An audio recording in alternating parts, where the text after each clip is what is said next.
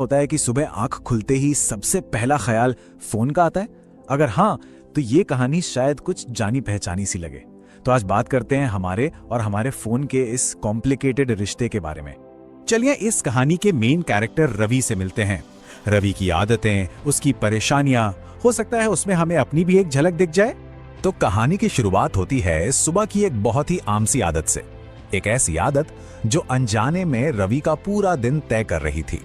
हर सुबह मतलब आंख खुली नहीं कि बिस्तर से उठने से पहले, कुछ और सोचने से पहले हाथ सीधा फोन की तरफ जाता था। ये एक तरह का रिफ्लेक्स एक्शन बन गया था जिसके बारे में सोचना भी नहीं पड़ता था। ऐसा नहीं था कि रवि के कोई सपने नहीं थे। इरादे तो बहुत नेक थे। उसे पढ़ाई करनी थी, अपने सपनों पर काम करना था। लेकिन असल में हो क्या रहा था? इरादा होता था किताब खोलने का, पर उंगलियां रील स्क्रॉल कर रही होती थी। ये एक ऐसी लड़ाई थी जो वो हर रोज, हर सुबह खुद से हार रहा था। और देखते ही देखते ये एक आदत नहीं रही, ये एक लूप बन गया, एक ऐसा चक्रव्यूह जिससे बाहर निकलना लगभग नामुमकिन सा लगने लगा था। और ये चक्रव्यूह शुरू होता था एक बहुत ही छोटे से वादे से जो वो खुद से करता था। बस 5 मिनट और देख लेता हूं। जी हाँ, इरादा तो हमेशा बस कुछ मिनटों का ही होता था। लेकिन वो बस 5 मिनट कब 2 घंटों में बदल जाते थे, इसका एहसास तक नहीं होता था। समय बस मुट्ठी से रेत की तरफ फिसलता जा रहा था। और देखिए, इस डिजिटल आदत का असर अब असल जिंदगी पर साफ साफ दिखने लगा था। कॉन्फिडेंस कम हो रहा था, पढ़ाई में ग्रेड्स लगातार गिर रहे थे, और तो और घर वाले भी परेशान थे, टोकने लगे थे, दिन रात मोबाइल में ही घुसा रहता है। लेकिन फिर कहानी में एक ट्विस्ट आया, एक ऐसा ब्रेक जो उसने खुद नहीं लिया बल्कि किस्मत ने उसे दे दिया। हुआ यूं कि एक दिन उसका फोन अचानक बंद हो गया, बस खामोश। जिस चीज से लगातार शोर और नोटिफिकेशंस आ रहे थे वो एकदम शांत हो गई। अब शुरू में तो रवि को बहुत गुस्सा आया, बहुत बेचैनी हुई।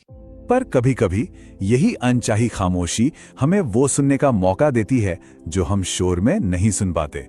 ये एक ऐसा ही पल था जिसने सब कुछ बदल दिया। जब हाथ में फोन नहीं था तो बरसों बाद उसने एक किताब उठाई, एक पुरानी आदत जो कहीं स्क्रीन की चमक में खो सी गई थी। और उस किताब के पन्ने पलटते हुए उसे एक बहुत गहरी बात समझ आई कि ये डिवाइस सिर्फ उसका समय नहीं बल्कि धीरे धीरे उसकी पूरी जिंदगी को ही खा रही थी। और बस यही वो तल था। इस एक एहसास के बाद रवि ने फैसला किया अपनी जिंदगी का कंट्रोल वापस अपने हाथों में लेने का।